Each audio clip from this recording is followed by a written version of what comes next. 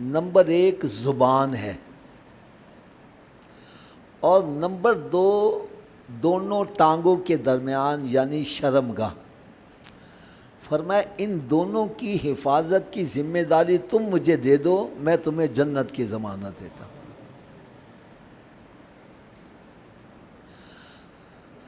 جہاں تک زبان کا تعلق ہے تو میں کہتا ہوں کہ آج شاید ہی کوئی ایسا بندہ ہوگا جو اپنی زبان کی حفاظت کرتا ہوگا۔ زبان جب بھی کھولتے ہیں غیبتیں، چغلیاں، بے حیائی کی باتیں، گالی گلوچ۔ یقین جانیے میں ایک حدیث مبارکہ پڑھ کے نا تو میرا تو اندر ہل گیا یار۔ سرکار دو عالم نور مجسم صلی اللہ تعالیٰ علیہ وسلم نے ارشاد فرمایا، اے میرے صحابہ ایک وقت ایسا آئے گا کہ لوگ اپنے ماں باپ کو گالیاں نکالیں گے۔ صحابہ کرام ایک دم حیران ہو گئے، یا رسول اللہ صلی اللہ علیہ وسلم اولاد اپنے ماں باپ کو گالیاں نکالیں گی؟ ہمیں یہ سمجھ نہیں آ رہی، اولاد اپنی ماں باپ کو گالیاں نکالیں گی؟ تو نبی پاک صلی اللہ علیہ وسلم کا جواب سنو، فرمایا جب کوئی بندہ کسی کے ماں باپ کو گالی نکالے گا، وہ بدلے میں اس کے ماں باپ کو گالی نکالے گا، تو کسی کے ماں باپ کو گالی نکالنا ایسا ہے جیسے اپنے ماں باپ کو گالی نکالنا ہے۔ اور میں حیران اس بات پر ہوں کہ آج تو کسی کے ماں باپ کو گالی دینے کی بجائے بندہ ڈائریکٹ اپنے ماں باپ کو گالیاں دے رہا ہے۔ گالی نکالنا تو پھر دور کی بات ہے، دولت کی خاطر، چند ٹکوں کی خاطر اپنی ماں باپ کو قتل کیا جا رہا ہے۔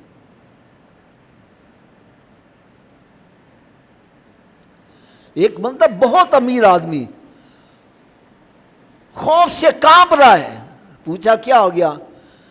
کہنے لگا بس میرا بیٹا آ رہا ہے تو مجھے کوئی حفاظت کے لیے کوئی جگہ دے دو، اس نے مجھے آتے ہی قتل کر دینا ہے، اس کے ذہن پہ بھوت سوار ہے کہ میرے باپ کے پاس دولت بڑی ہے تو اس کو میں ختم کروں گا تو دولت میرے نام ہو جائے۔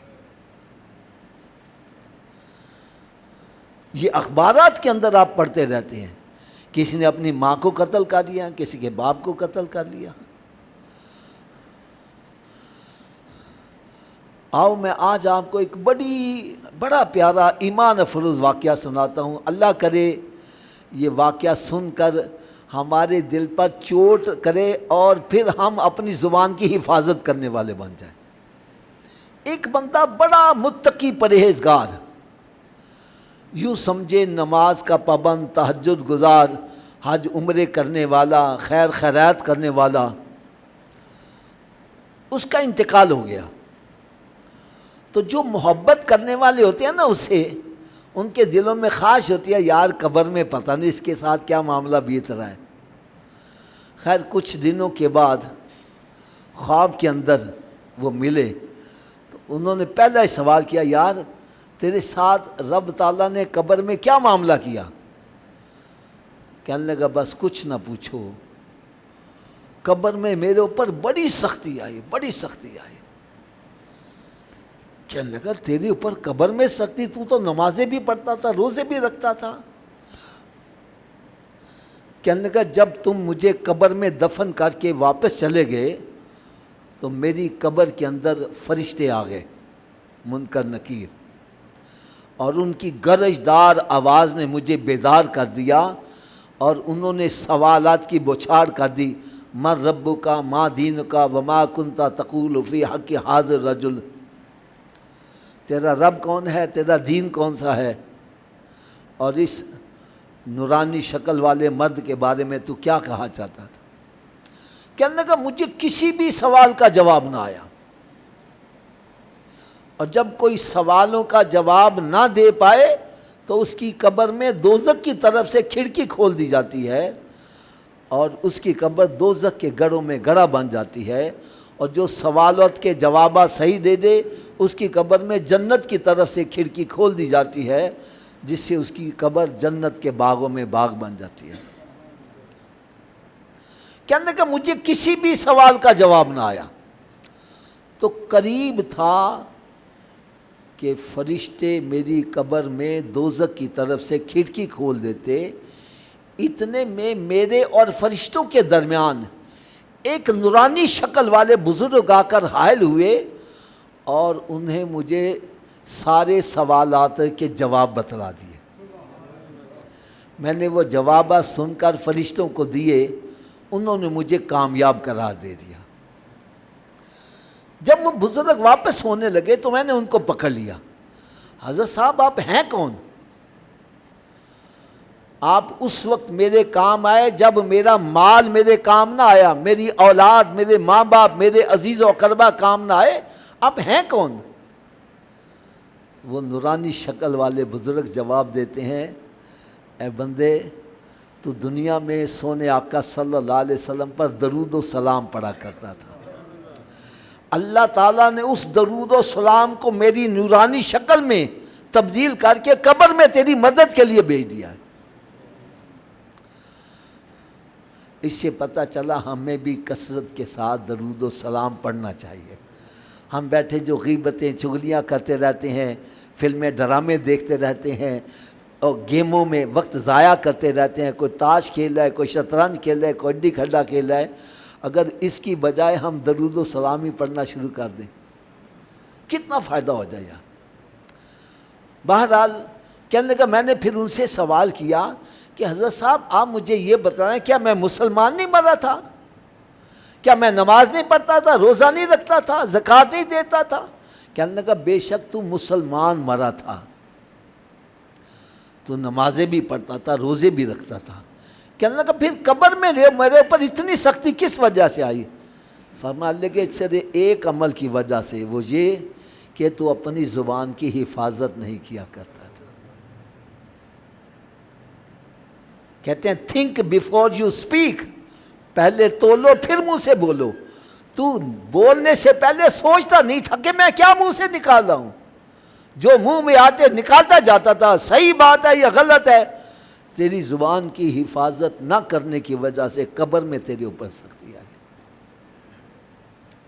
تو خدا را ہمیں بھی اپنی زبان کی حفاظت کرنی چاہیے، سوچنا چاہیے، اور حفاظت کرنے کے لیے میں کہتا ہوں یار صحابہ کرام علیہم رضوان پر قربان جائیے کہ کتنا ان کے دل میں خوف خدا تھا۔ حالانکہ یہ وہ ہستیاں ہیں جن کے بارے میں قرآن گواہی دے رہا ہے، رضی اللہ عنہ و رضوا عنہ، یہ رب سے راضی، رب ان سے راضی ہے، اور ان کی شان یہ بتلائی ہے والذین تبعہم بإحسان رضی اللہ عنہ و رضوا عنہ، جو ان کے نقش قدم پر بھی چلے گا رب ان سے راضی، رب ان کو جنت عطا کرے گا۔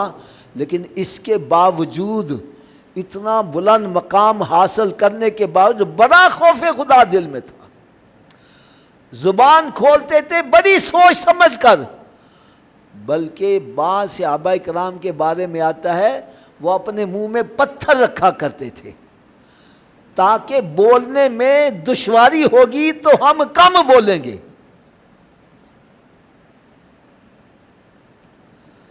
آج جہاں بھی ہم بیٹھیں، کوئی حکومت کو گالیاں نکال رہا ہے، کوئی اپوزیشن کو گالیاں نکال رہا ہے، کوئی کچھ کر رہا ہے، کوئی کچھ کر، اور یار ہم اپنے اندر جہاں کہتے ہیں میں کیا ہوں۔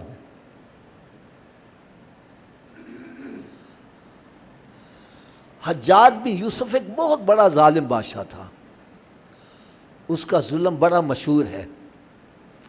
اس کے دربار میں سرکار صلی اللہ علیہ وسلم کے ایک آخری صحابی وہ موجود تھے، اور حجاج بن یوسف جب بھی کوئی ظالمانہ فیصلہ کرتا یہ ٹوک دیا کرتے تھے، اوہ یہ کیا کہہ رہا ہے، خبردار ایسی بات نہ کر، یہ ظلم ہے۔ یعنی اتنے دلیر تھے وہ کہ ایک مرتبہ حجاج بن یوسف نے، وہ آخری صحابی تھے اور نابینا ہو چکے ہوئے تھے، ایک دن اس نے تنگ آ کے اتنا کہہ دیا کہ دیکھ تو میری مخالفت کرتا ہے نا تو اس وجہ سے اللہ تعالیٰ نے تجھے اندھا کر دیا ہے۔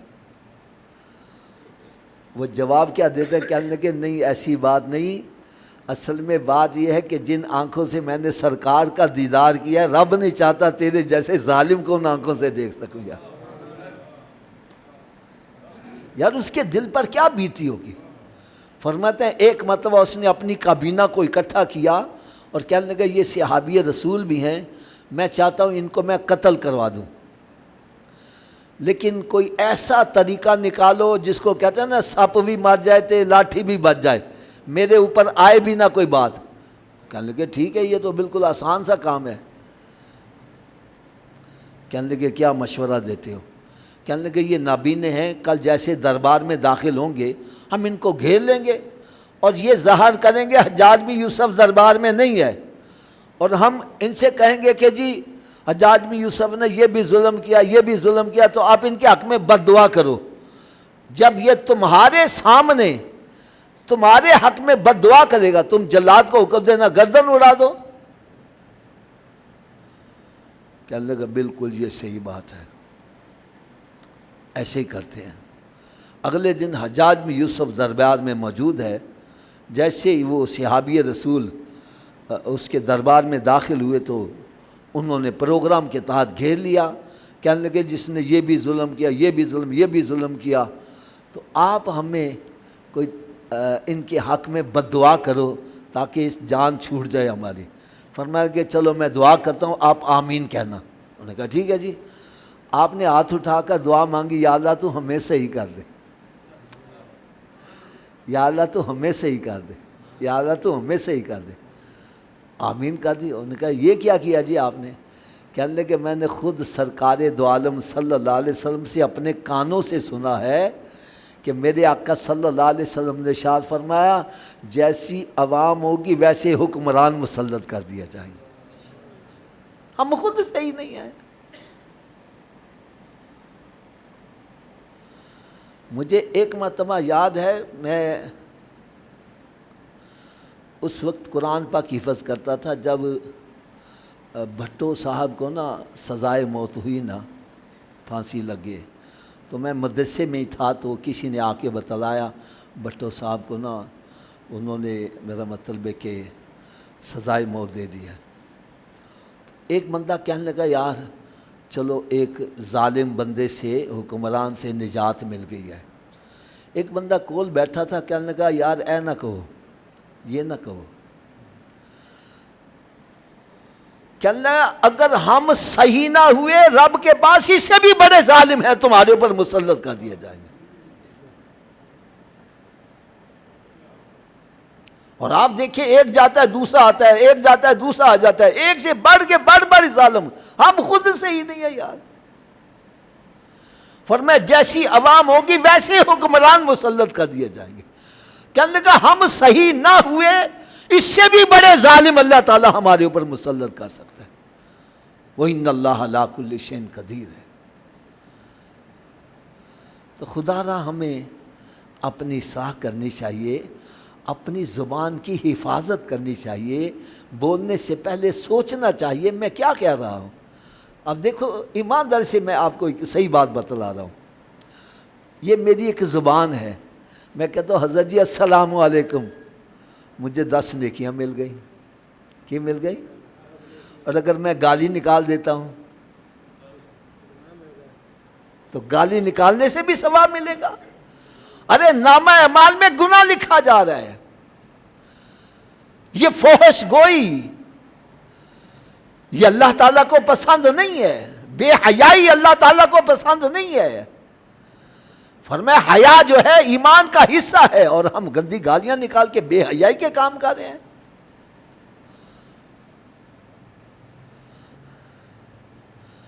تو ایک تو بھائی اپنی زبان کی حفاظت کرو، اور اس کے لیے میں آپ کو ایک بڑا پیارا سا نسخہ بتلانے لگا ہوں۔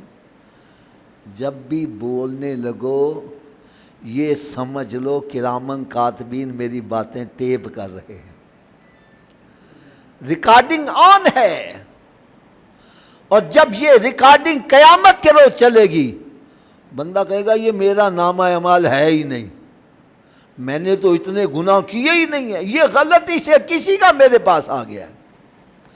قرآن کہتے ہیں الیوم نختم علی افواہہم وَتُكَلِّمُونَ أَيْدِيهِمْ وَتَشْهَدُ أَرْجُلُهُمْ بِمَا كَانُوا يَكْسِبُونَ، فرمایا آج ان کے منہ پر مہر لگا دی، ان کی بولتی بند کر دی جائے گی، ہاتھ بولنے لگ پڑیں گے، یہ ہمارے ہاتھ ہمارے خلاف گواہی دے رہے ہوں گے، یہ ہمارے پاؤں ہمارے خلاف گواہی دے رہے ہوں گے۔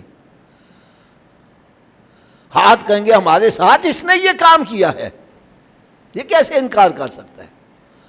اب ہمارے ہی اعضاء ہمارے خلاف گواہی، پھر ہم کہاں انکار کر سکیں گے؟ حکم ہوگا اقرا کتابک کفا بنفسک اليوم علیک حسیبا، پڑھ اپنا نامہ اعمال۔ اب جب سب کے سامنے کہے گا میں نے گالی یہ بھی نکالی، فلاں کی غیبت بھی کی، فلاں کی چغلی بھی کی، اور کہاں کہے گا جب ساری مخلوق سن رہی ہوگی، خود سرکار سن رہے ہوں گے، رب تعالیٰ کے سامنے یہ سارا کچھ اقرار کرے گا، پھر بندے کی ندامت کا کیا عالم ہوگا؟ خدا را یہ ہر وقت یقین رکھو، جو بھی میں گفتگو کر رہا ہوں کرامن کاتبین ریکارڈ کرتے جا رہے ہیں، ہم بھول جاتے فرشتے نہیں بھولتے، ہم سو جاتے ہیں، فرشتے ان کا ریکارڈ ہر وقت ٹیپ ریکارڈ آن ہے۔ دوسری بات یہ ہے کہ شرمگاہ کی حفاظت کرنا، کیا میں نے بتلایا؟ شرمگاہ کی حفاظت کرنا۔ اللہ رب العزت نے قرآن مجید میں ارشاد فرمایا وَلَا تَقْرَبُوا الزِّنَا إِنَّهُ كَانَ فَاحِشًا، زنا کے قریب بھی نہ جاؤ، یہ کھلی ہوئی بے حیائی ہے۔ اچھا، اس کا ترجمہ اگر میں اپنی زبان میں کر دوں، زنا کے قریب نہ جاؤ، اس کا مطلب کیا ہے؟ آپ نے سنا ہوگا کہ جس پنڈ نہیں جانا ہوتا اس کا راستہ ہی نہ پوچھو، جہاں جانا ہی نہیں ہے، رب فرمانا اس کے قریب ہی نہ جاؤ۔ اس سے پتہ کیا چلا؟ اگر زنا سے بندہ بچنا چاہتا ہے تو جو راستے زنا کی طرف لے جا رہے ہیں ان راستوں کے اوپر چلو ہی نہ۔ فرمان لگے آگ جلنے کے لیے جن جن چیزوں کی ضرورت ہے وہ چیزیں ختم کر دو، آگ خود ہی بجھ جائے گی۔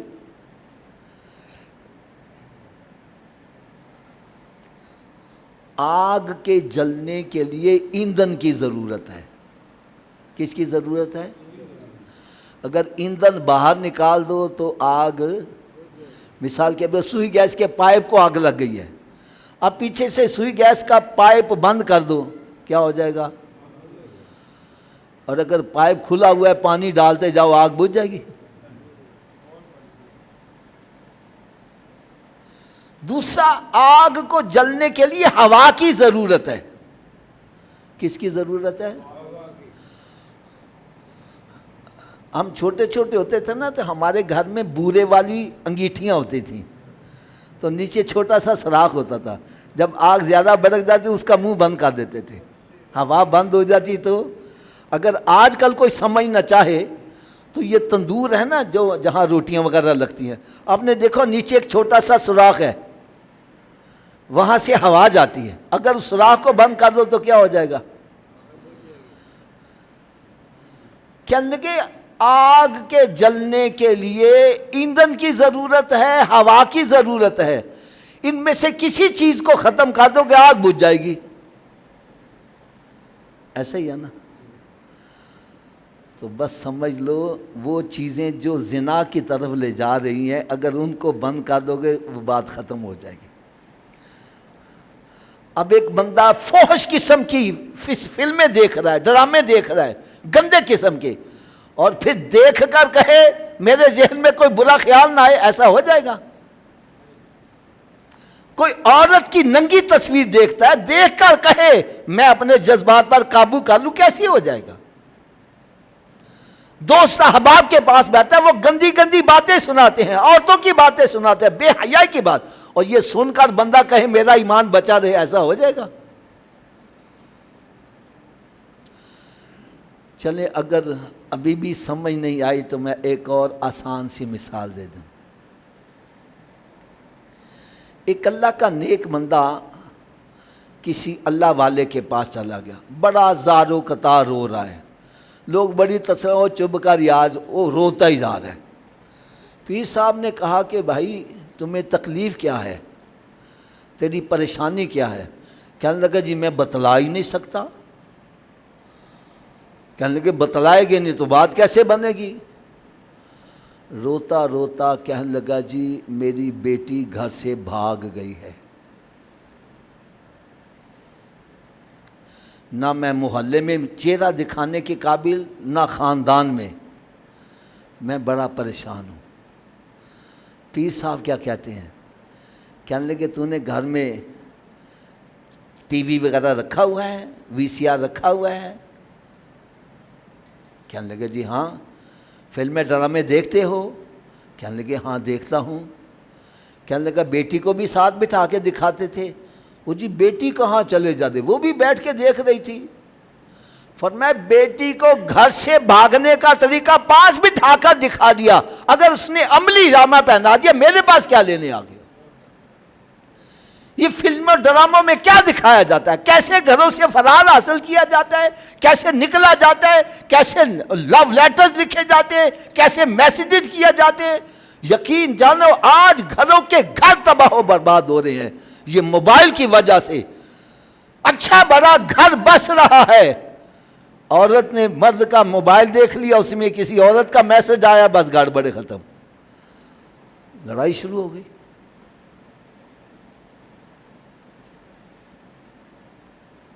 گھروں کے گھر تباہ و برباد ہو رہے ہیں. اور اگر ہم سرکار صلی اللہ علیہ وسلم کی حدیث مبارکہ پر عمل کر لیں, میرے آقا صلی اللہ علیہ وسلم نے ارشاد فرمایا غیر محرم عورت کی آواز بھی عورت ہے, اس کی آواز سنو گے تب بھی تیرے ذہن میں بدکاری کا خیال آئے گا. اس کا لباس بھی عورت ہے, عورت بھی عورت ہے.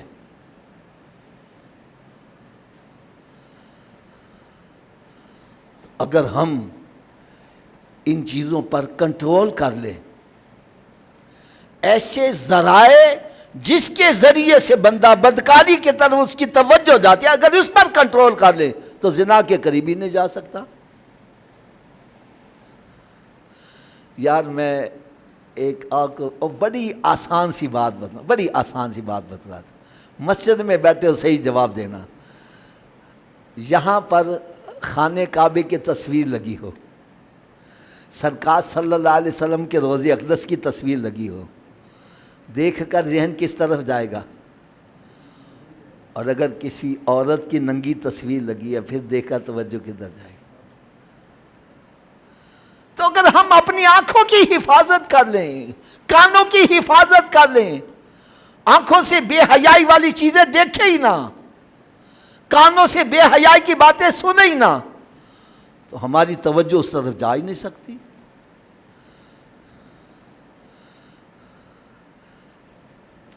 آج ہوتا کیا ہے, فون آتا ہے جی میں آپ کی بہن بول رہی ہوں, پہلے کی بن جانی نے پہنا, پھر آہستہ آہستہ قریب ہو کے تو وہ سب حدیں توڑ دی جاتی ہیں. تو بھائی غیر محرم وہ آپ کی بہن نہیں بن سکتی, بچو اس سے, بچو اس سے. نبی پاک صلی اللہ علیہ وسلم نے تو یہاں تک ارشاد فرما دیا کہ اگر عورت پر حج فرض ہو جائے اور کوئی محرم ساتھ جانے والا نہیں, بغیر حج کیے مر گئی, گناہ گار نہیں ہے. حج کے سفر کے لیے بھی غیر محرم کے ساتھ نہیں جا سکتی. تو آج کیا ہے, کیا کچھ نہیں ہو رہا. اور ان تمام کاموں کے کرنے سے ہمیں کیا سکون مل رہا ہے؟ ہر بندہ پریشان بیٹھا ہوا. یقین جانو میں آخر اتنی زندگی ہو گئی, کئی جگہ نکاح پڑھانے جاؤ پتہ چلتا ہے بچی کا تو پہلے نکاح ہوا ہے. یہ حالات چل رہے ہیں. اس لیے خدا را اگر 2 چیزوں کی حفاظت کی ذمہ داری آپ اپنے ذمے لے لو، ان کی حفاظت کرو، تو یہ کتنا بڑا انعام ہے۔ میرے آقا صلی اللہ علیہ وسلم نے ارشاد ہے میں اس کو جنت کی ضمانت دیتا ہوں۔ وہ 2 چیزیں کون سی ہیں؟ ایک زبان کی حفاظت کرو اور دوسری اپنی شرمگاہوں کی حفاظت کرو۔ اللہ تعالیٰ سے دعا کرتا ہوں اللہ تعالیٰ ہم سب کو سمجھنے کی اور عمل کرنے کی توفیق